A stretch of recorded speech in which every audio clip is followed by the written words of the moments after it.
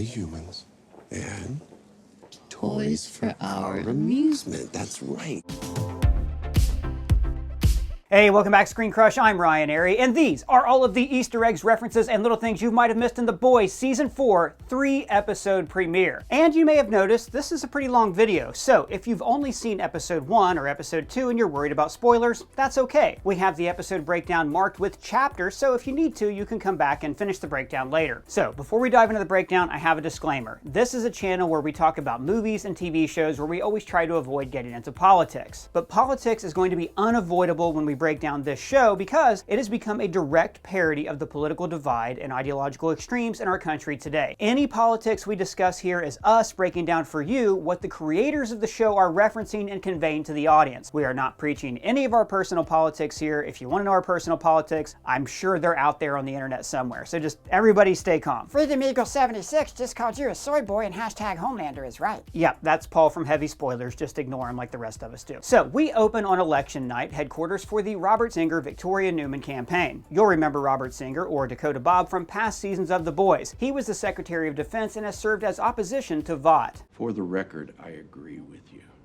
and I hate this, but you've got no proof. He decided to run for president and originally had a different running mate for VP, but Congresswoman Newman and Homelander had the Deep kill that running mate so that she could be chosen as his new VP. Now, we learned that this race is close to being called following this Democratic ticket's win of Colorado and Nevada, both being crucial states for Democrats to win in the Electoral College. Here we can see posters of Homelander with text that read, "Save America," which is fitting for the Donald Trump parallel that they are drawing with this character. Former President Trump has a political action committee under the name Save America and is using this for fundraising.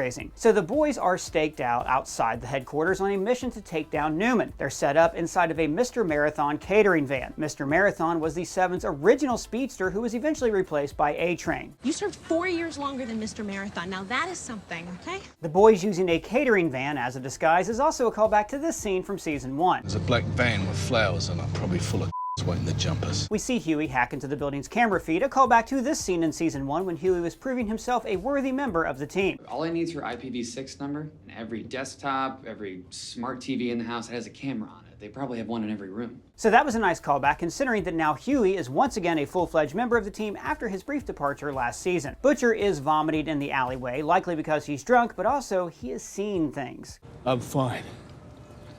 Charcuterie? Who are you talking to? These hallucinatory episodes are a result of his brain cancer caused by the temporary compound V that he took last season. How long ago? Months.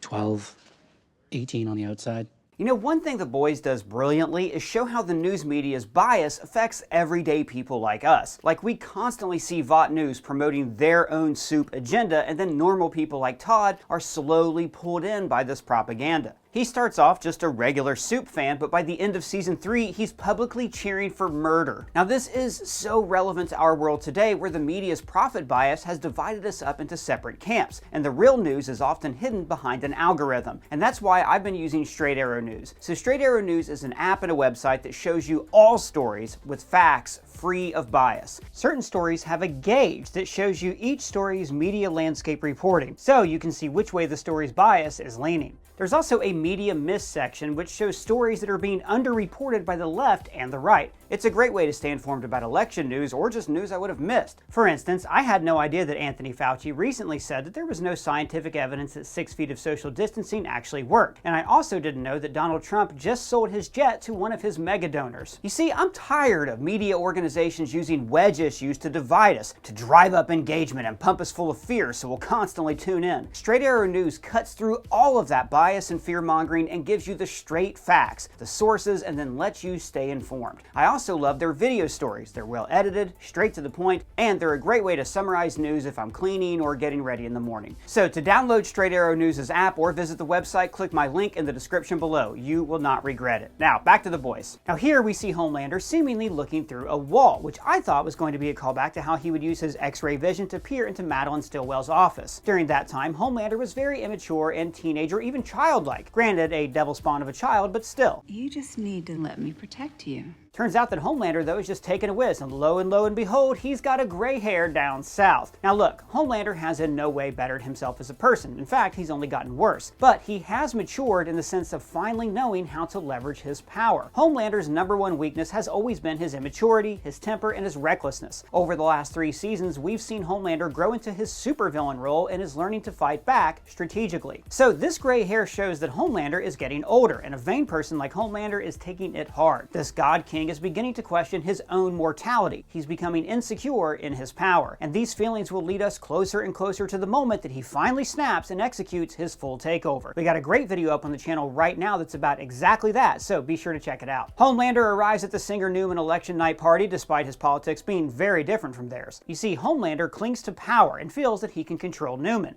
Well, that's why you and me are going to prove to them that even with a soft-on libtard for a president, it's good business as usual. When Homelander says, "Girls get it done in the White House." This is, of course, a callback to Season 2 when Vought was promoting Queen Maeve, Stormfront, and Starlight in a very tone-deaf attempt at feminism.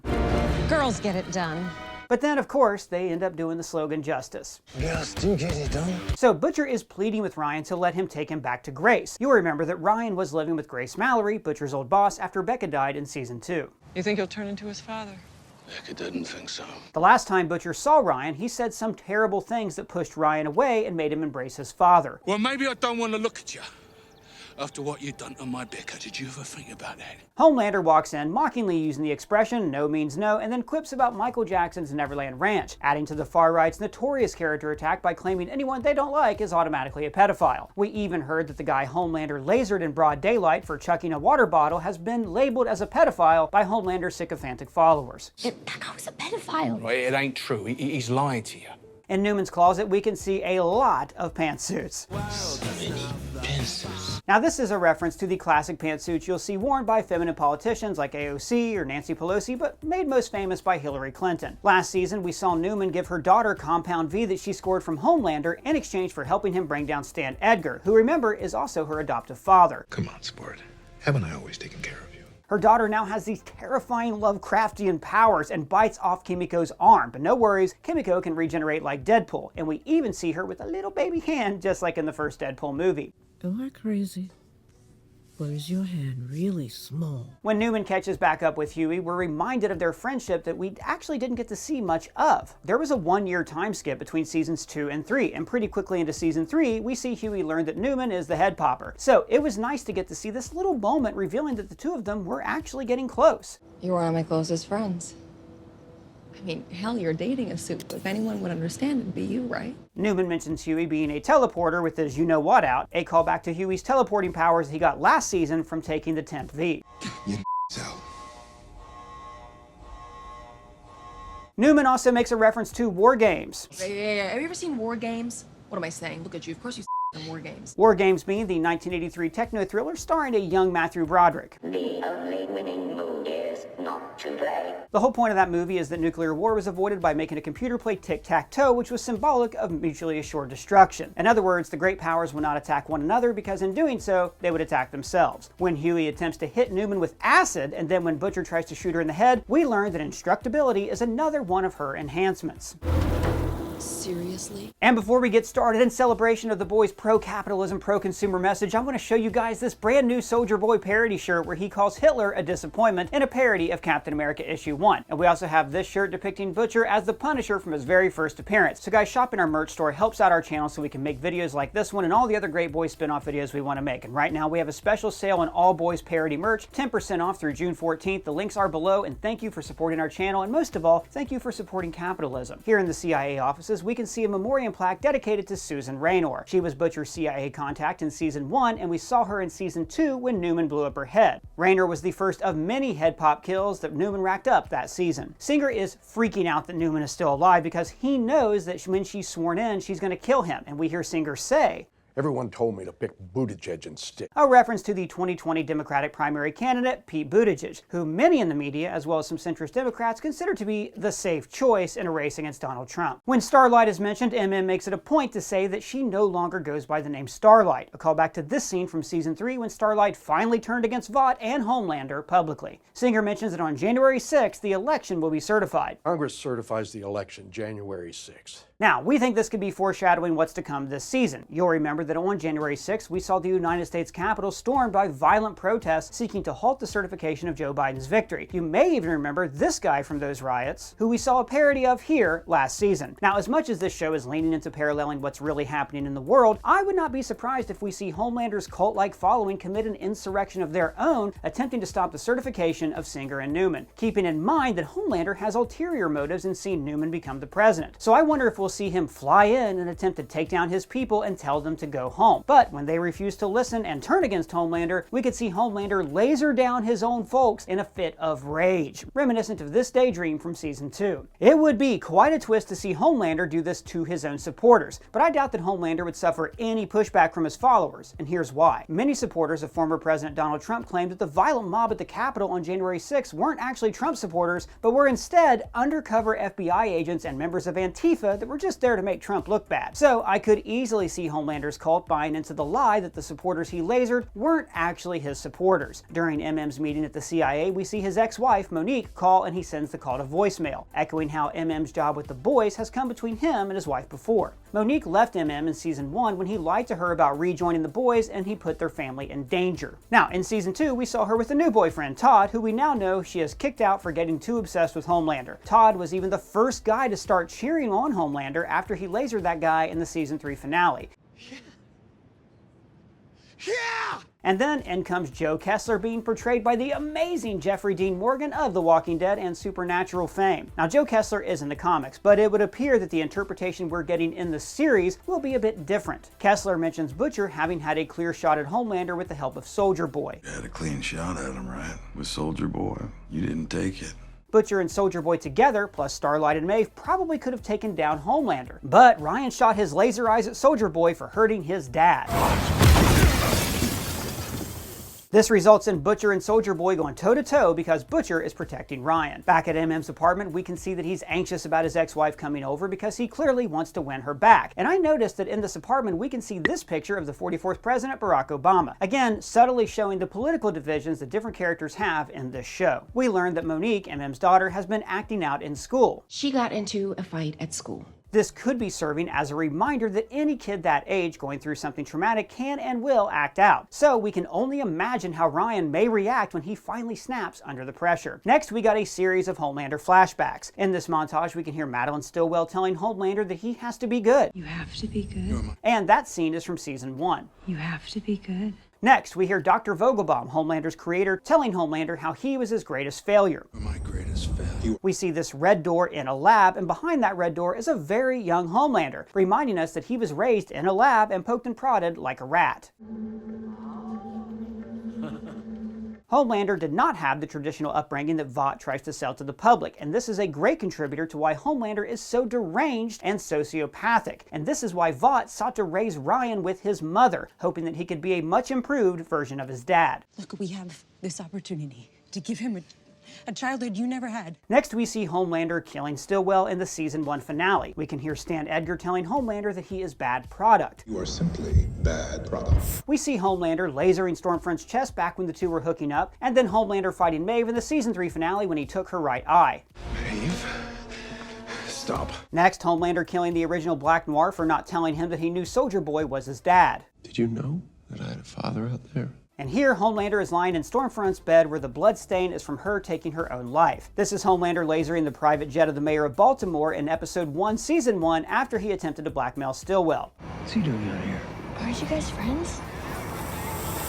Oh my god. Here, he's smashing in this guy's head in an alleyway, and that's from this scene in season 2, when he corners this guy who robbed the place, and then he and Stormfront just toy with him. What do you want to do with him? Hand him over to the police, of course. Well, of course, we are heroes. This is Homelander lasering down Vought troopers in the season 2 finale when he caught them in his cabin there to take away Ryan. Did I hear you say butcher? This is him lasering down the guy who threw the cup that hit Ryan, and him lasering this crowd in season 2, which was all in his head, but still, this makes me think that we might see it for real this season. What, you mean that could actually happen? Here we see Homelander threatening Starlight in an elevator in season 1 after he finds out that her boyfriend Huey is working with Butcher. This is a dead Supersonic, an old boyfriend of Annie's who joined the Seven but was murdered by Homelander for conspiring against him. Starlight warned Supersonic to not join the team, but once he did, she brought him into the fold to take down Homelander. I mean, if we need to fight him for real, will you help me?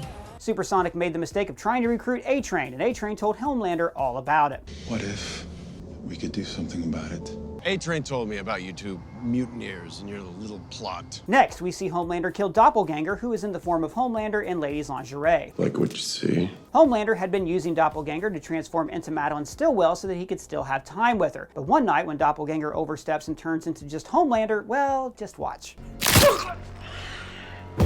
Here we see a brief clip from last season where Homelander is talking to his reflection and we hear him say, human. Because deep down, there's a part of you that is still human. So Homelander is now standing trial for the murder of this poor guy who chucked the cup at him and hit Ryan.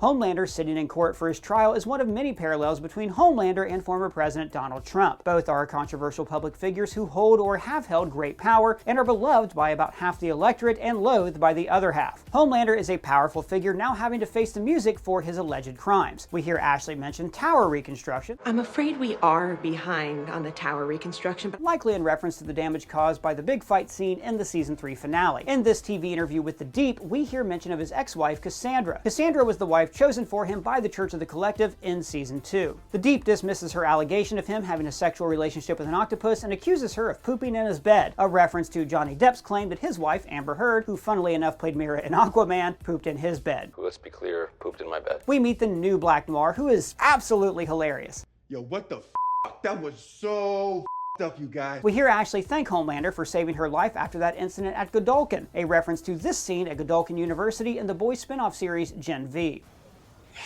What kind of animal are you? Which, by the way, if you haven't seen Gen V, highly recommend, great show. On the board of potential new recruits, we've got a lot of names. So many. Some characters that we've seen or heard mentioned of in the series before, and some who we actually know from the comics. We've got Europo, the Standard, Lady Arcolite, Mal Chemical, Big Game, Tech Knight, who appeared in Gen V, The Divine, Incineron, Dr. Peculiar, Shoutout, Stacker, Airburst, Luckless, Jetstreak, Pit Stop, Black Helmet, Holy Mary, Lord Horus, Pinwheel, Groundhawk, Invisilass, and Jimmy the One. We then get a close-up of a few heroes featuring TV and film appearances and their powers. We've got Talon, Hyperion, Dognaught, Wrangler, and Sister Sage. She's the world's smartest person. And I absolutely loved this next scene. I'm surrounded by sycophants and f***ing imbeciles. Homelander's tyrannical and threatening rule has finally come to bite him in the butt, and he's created sycophantic yes-men who are terrified to question him. And that was the perfect way to set up Homelander's outreach to Sister Sage. He needs someone who is smart and who is willing to tell him when he's wrong. Plus, I'm a black woman who is 1,000 times smarter than you. Your ego can't handle it. I'm pretty smart myself. See what I mean? Smart enough to listen. Here we see the Deep and A-Train doing a fundraising ad for Homelander, helping him to capitalize on his criminal trial. Homelander faces his toughest opponent yet, our corrupt legal system. Now this is very reminiscent of what the Trump campaign has been doing with great success, using his criminal trial to rile up his core fans and send him money. On this new Chiron, we see mention of a Stand Your Ground bill. Now this type of law allows for someone to use deadly force to defend themselves, likely an argument being made in favor of Homelander lasering that guy over throwing a plastic bottle. And we see the return of our stereotypical Fox News meets Newsmax anchor Cameron Coleman. Coleman, who presents himself as a proponent of traditional conservative values, yet he's having a very kinky escapade with Ashley. Next, we see Firecracker spewing some Homelander talking points and claiming again that the guy who killed Homelander was a pedo when he obviously wasn't. Behind her, we can see a Ron DeSantis sticker. DeSantis, of course, being the Republican governor of Florida who also ran in the 2024 Republican primary. And Firecracker even threw in a little anti-Semitism by referring to the Old Testament as the Jew section of the Bible. Back with Butcher, we see this framed picture featuring him and his late wife Becca and their bulldog, Terror. And here we can see MM reading a book on conquering your OCD, a callback to season 3 when we learned that MM does indeed have obsessive compulsive disorder. Hey, what's up with MM's OCD? Wait, what OCD? You know, when he changes lanes, he taps the steering wheel 3 times. Now, while Starlight is working on flying, she uses a significant amount of power. Remember, she has to have an energy source in order to use her powers. So, when Butcher says, "What would Greta say?" this is in reference to climate activist Greta Thunberg. Now, I like seeing that despite everyone else wanting Butcher off the team, Huey is standing up for him and refusing to kick him off. This shows the loyalty between these two leads and the unlikely bond that they formed all the way back in episode 1 of the series. Here we see a VOD version of Blockbuster, VOD Video, and you'll notice that it's been abandoned because physical media and video rental stores sadly went out of style a long time ago. Hey, what did you say? Don't worry, buddy, we'll get a customer any day now. Now, in the video store, you can see an advertisement for a movie called Polarity State 3, and you'll recognize this hero from Gen V. It's just like the old man when I was his age, huh? uncanny. We can also see this drawing on the wall of Homelander and the Seven for some type of stereotypical Halloween movie. And you'll notice the Lamplighter is part of the lineup because this drawing is so old. Lamplighter, of course, being the hero that Starlight replaced when she joined the Seven back in season 1. And he's played by the guy who played Iceman in the original X-Men movies. So we learned that Frenchie is bisexual, but really this is something we've known since like season 2 because it's pretty clear that he was in a polyamorous relationship with these two. You are my Dorothy. Guess you're a little gay. Yeah.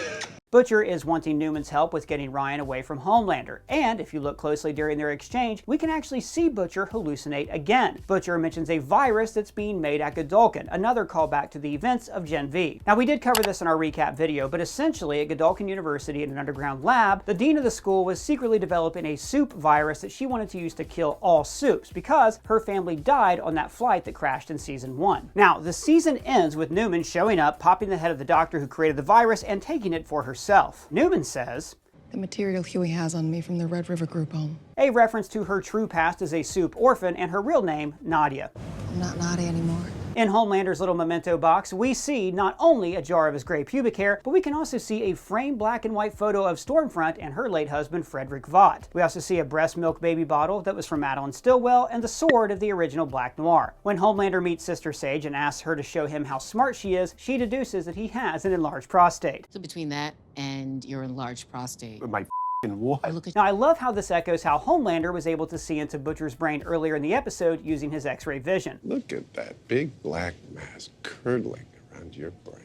But Sage didn't need X-ray vision. She was able to see right through Homelander without it. Here, Homelander repeats some more Trump talking points, such as the use of the phrase shithole countries. He then goes on to use some alt-right Nazi-esque phrases such as pure and cleansed. I'll myself. Sage then explains that in order for Homelander to accomplish his true mission, he'll need to be like the Roman dictator Julius Caesar. People will tear it apart themselves, and you get to swoop in, be the one saving it. Like Caesar. Like Caesar.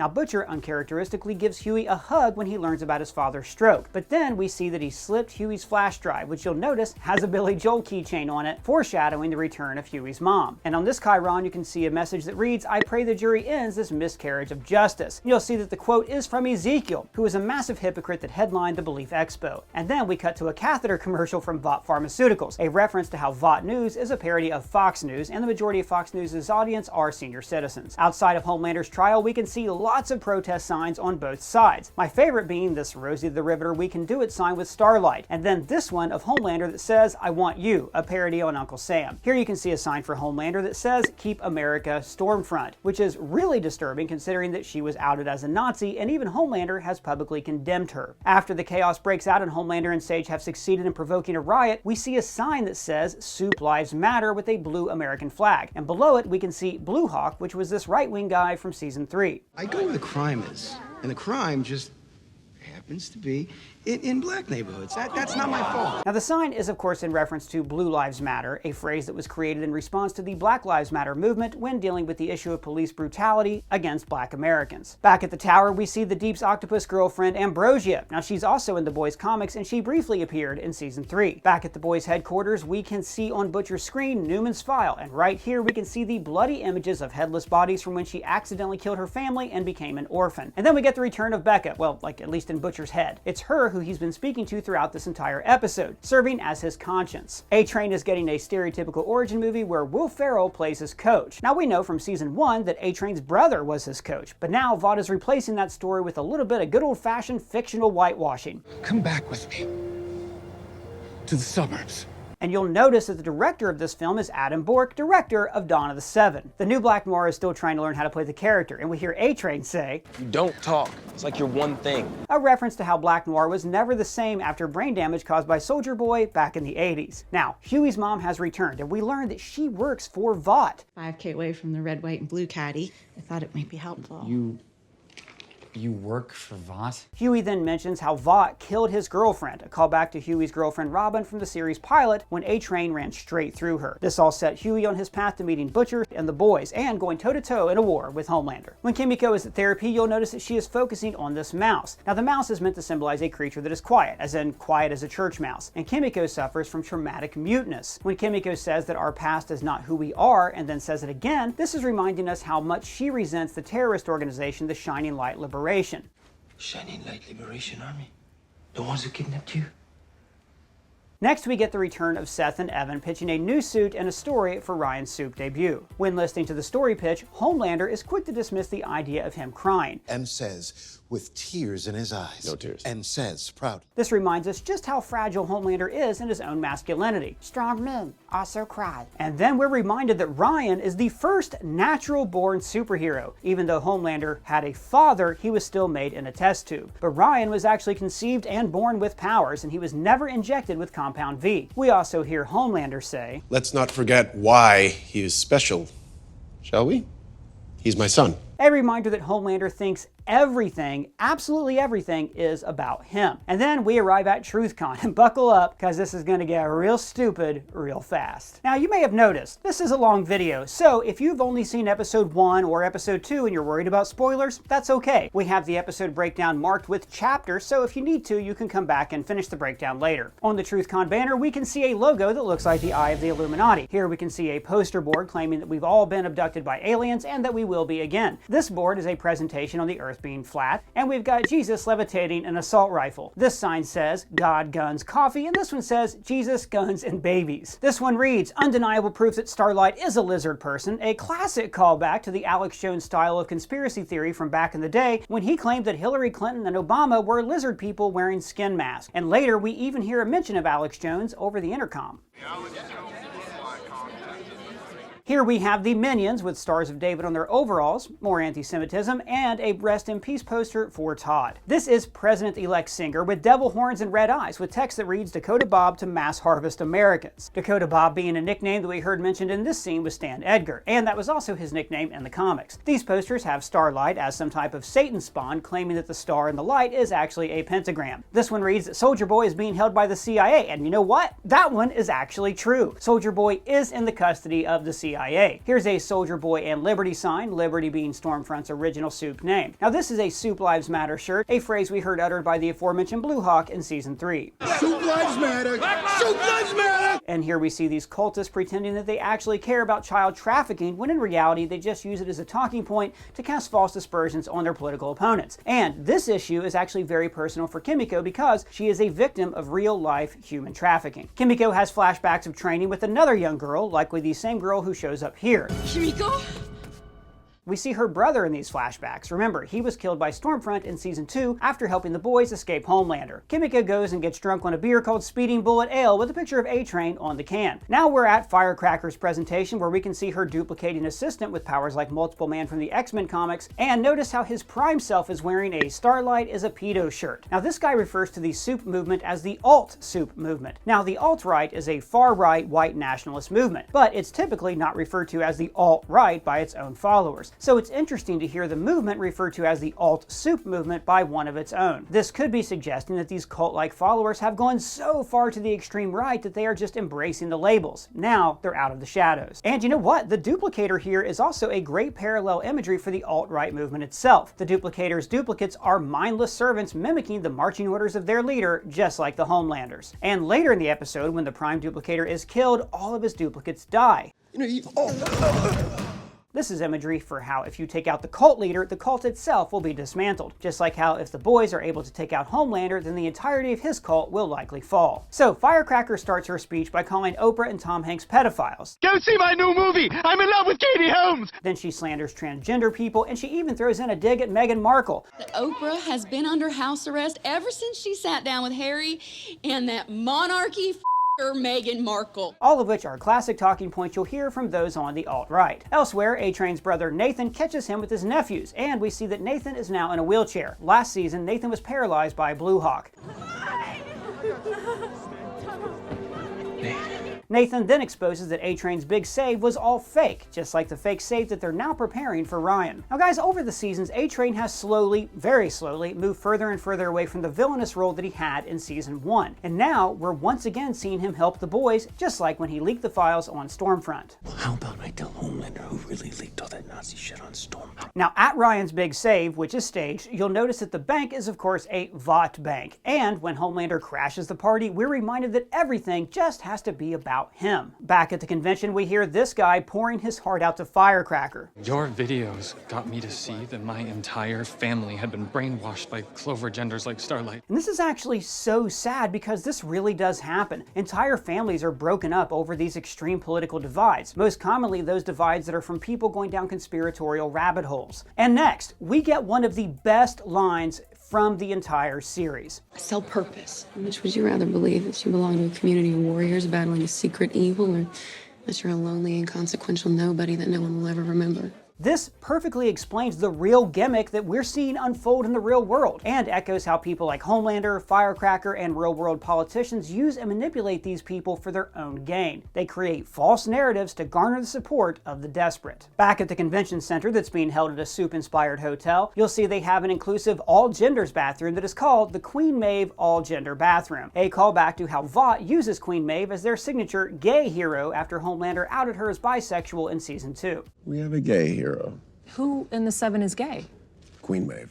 And this mitzvah is Marvelous Mrs. Rachel themed. And this is inspired, of course, by the Marvelous Mrs. Maisel, another show on Amazon Prime. Now it's cute that it's for someone named Rachel because Mrs. Maisel was played by Rachel Brosnahan. In this next scene between Ryan and Homelander, Homelander thinks that Ryan is crying because he took away his spotlight, because he just can't comprehend that Ryan would feel bad about killing a human being. This shows us once again that Homelander cannot ever relate with his son. So Starlight has become like this liberal icon, which is interesting because in season 1, her base was more so the conservative, middle America, evangelical base. But once Starlight found herself and spoke out, she slowly became a hero of the left, while Homelander has shifted more and more right. And this is something that was set up way back in season 1. When Starlight and Homelander gave their speeches at the Belief Expo back in season 1, they both went off script. Homelander was supposed to appear moderate, while Starlight was supposed to be the Jesus girl. But Homelander expressed here to Stillwell his intention to appeal to a more right-wing base. You need to appear moderate. No. Humble. No, there is an opportunity here. And that is exactly what he did. Sounds like the American thing to do. Sounds like the right thing to do. Starlight, on the other hand, gave a more progressive speech, rejecting things like blatant homophobia that was being showcased at the expo. What, if you're gay or if you're Gandhi, you're going to hell? I mean... And then back at the hospital with Huey and his mom, we finally get some more insight into Huey's Billy Joel obsession. The day you left, it was a Friday, and you promised to buy us tickets to Billy Joel. Which is a callback to this scene from season 2. That's where Billy Joel comes from. She and I, we used to have these dance parties. She was fun. At this rally where Homelander is introducing the new members of the 7, we open with this child rendition of the American national anthem. Big round of applause for the Samaritan's Embrace Boys Choir. A clear parody of these child-led performances at rallies for former President Trump. This group is from Samaritan's Embrace, an evangelical Christian organization founded by Vought and run by the aforementioned Ezekiel. Their public face is a Christian charity, but in reality, Vought used this organization to distribute Compound V disguised as vaccines so they can inject it into infants. You ship boxes labeled as polio vaccine, but they're not really polio vaccine, are they? They're Compound V. Ironically, Samaritan's Embrace were the real child traffickers in this show. Now in the back of the crowd here, we can see Starlighters protesting the event. Homelander then goes on to say that Starlighters are the biggest threat to this country. A time when this country is facing the biggest threat in its history. Starlighters. Now this echoes the relatively new divisive rhetoric that we hear spewed from politicians. I mean, there have always been political divides where two sides would criticize one another, but it's relatively recent in mainstream American politics to refer to your political opponents as threats to the country. This type of rhetoric was popularized by former President Trump with remarks like this. These are people that hate our country. Hey, John, they hate our country. They hate it, I think, with a passion. And on the other side of the aisle with remarks like this. You can put half of Trump supporters into what I call the basket of deplorables. We then hear this guy yell, "String her up!" echoing chants of "lock her up" during the 2016 election. At a Starlighter house, a Homelander supporter walks in and says, Where are the kids? The ones in the basement. Now this is referencing the whole Pizzagate scandal, where this baseless conspiracy theory claimed that this pizza restaurant was holding kids captive in their basement. Plot twist, the pizza place didn't even have a basement. We don't have a basement. We even hear the guy ask about cheese pizza. What are you selling, cheese pizza, CP? The guy then pulls out a gun, and this is all in reference to the real-world situation where a man brought a gun into the pizza restaurant that was targeted in that conspiracy theory. I'm rescuing those kids. Here we see a copy of the Superhero Management Act, which is reminiscent of the Sokovia Accords from the MCU. If we can't accept limitations, we're boundaryless, we're no better than the bad guys. Dakota Bob says that he wants to ban soups from the military, vigilante activities, and all government employment. So this is bringing the show full circle to season 1, when Vought's core mission was to get soups into the military. Now in this interview, Firecracker says, "Where a woman can make it all the way to the 7 Towers without blowing some dude to get there." A reference to how the Deep sexually assaulted Starlight at Vought Tower on her very first day. Now the comment is really messed up already, and of course it's a lie, but it's also pretty hypocritical considering that Firecracker says this to Homelander just a little bit later. So anything you need. Anything. I mean anything. In this, the 7 video game, we see A-Train, The Deep, Crimson Countess from Season 3, Homelander, Black Noir, Queen Maeve, and our very own Lee Mazzio caught that this is a character from the comics called Webweaver, a parody of Spider-Man. You can tell because they both have these fang symbols on their mask. That is a really nice catch. Here we have Tech Knight, who we saw in Gen V, Lamplighter, Gunpowder, which is the guy who Butcher kills with suit powers for the first time in Season 3. Here we have Polarity, who we mentioned earlier and is also in Gen V. This is Translucent, Termite, and Ezekiel. Now this line from Starlight about not being denied reminded us of this speech by the rapper Killer Mike when he was campaigning for Senator Bernie Sanders in 2020. Everybody outside of that 1% has been denied. Once again showing the political allegory of Starlight being on the political left. When MM says to A-Train, "You may have that racist white boy's heart up in you." This is in reference to how A-Train had a heart attack after killing Blue Hawk, and A-Train then got Blue Hawk's heart in a transplant. You're gonna get to run again. Can I get a what? At Butcher's place, when he's showing Ryan his board games, he mentions Connect 4, a callback to Season 3, when we see Butcher buy Connect 4 for his playdate with Ryan at Grace Mallory's. You cheeky little blighter. In an attempt to get friendly with Ryan, Butcher compliments him on his save and how he says that he nailed his lines, showing us, of course, that Butcher knew the whole time that it was all fake. And oh my god, this scene between Ryan and Butcher almost had me in tears. Now we all know that Butcher isn't a lovey-dovey type person, but when Ryan starts crying about killing that guy during his save, and when he tells Butcher that he gets why Butcher didn't want him, man, it just breaks your heart. So major props to Cameron Crovetti, who plays Ryan. And when Butcher finally opens his heart up to Ryan and pretty much tells him that he loves him, And I could be leaving without making things right with the one part of her that is still alive. this was such a huge step for Butcher as a character and could be a sign that he's actually nearing the end of his hero's journey. When interviewing Annika, we hear her say, I mean, we shared an Almond Joy from time to time. a callback to when she offered Black Noir an Almond Joy in Season 1, and how Starlight's favorite candy is an Almond Joy. Nobody likes Almond Joy. Jeffrey Dahmer. That's it. He's the only one. When Firecracker reveals that she used to compete in pageants with Starlight, she says that she felt like trash. And this is a perfect example of how the poor and downtrodden feel left behind and looked down upon by their representatives in Washington. So Homelander says that he wants to out Newman as a soup, and the terminology that she's going to come out of the closet is reminiscent of how he outed Maeve as a lesbian on television. Sage mentions the racist robots in Transformers 2: Revenge of the Fallen, where these two Autobots were portrayed in a pretty stereotypical fashion. What are we gonna do with this shrimp taco? Just bump a cap in his ass, throw him in the truck, and then nobody gonna know nothing, not me. On Sage's coffee table, we see a bloody poker, and actually we have no idea what that's about. Maybe she killed someone? Let me know your theories down in the comments below. Homelander says, I've given you everything that I ever wanted, and it's still not good enough for you. Showing us that Homelander has taken on the common father instinct of pushing his dreams on his son, reminiscent of this scene from We Bought a Zoo. I thought this was a dream come true for us. Your dream! Homelander then begins talking to his reflection again, like we saw in Season 3, and the way he talks to himself in the comics. And this scene was so eerie and reminiscent of Norman Osborn's conversation with the Green Goblin in the Raimi Spider-Man films. And then we get a tease that Homelander will be returning to the lab behind the red door where he was made. You need to go back to the start. Well guys, that is all the Easter eggs that we caught for the 3-episode premiere of The Boys Season 4. Massive shout out to Colton Ogburn, who wrote this video. It was a huge undertaking. You did a great job. Be sure to follow him on Twitter. So let us know what you thought of the premiere down in the comments below or at me on Twitter. And if it's your first time here, please subscribe and smash that bell for alerts. For ScreenCrush, I'm Ryan Airy.